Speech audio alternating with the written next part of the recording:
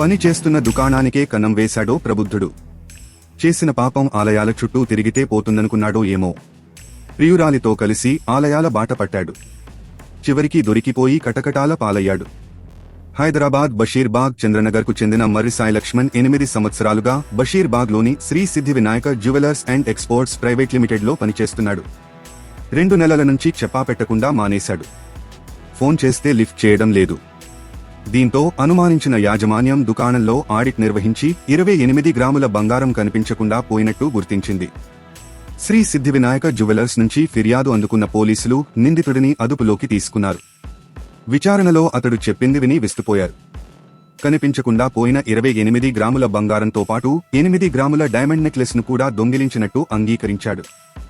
వాటిలో కొన్నింటిని Manappuram gold loan కంపెనీలో తాకట్టు పెట్టి గర్ల్ ఫ్రెండ్ తో కలిసి ఆలయాలు సందర్శించినట్టు చెప్పడంతో పోలీసులు షాకయ్యారు. అతడి నుంచి 3 గ్రాముల బంగారంతో పాటు తాకట్టు పెట్టిన డైమండ్ నెక్లెస్ ను రికవరీ చేశారు.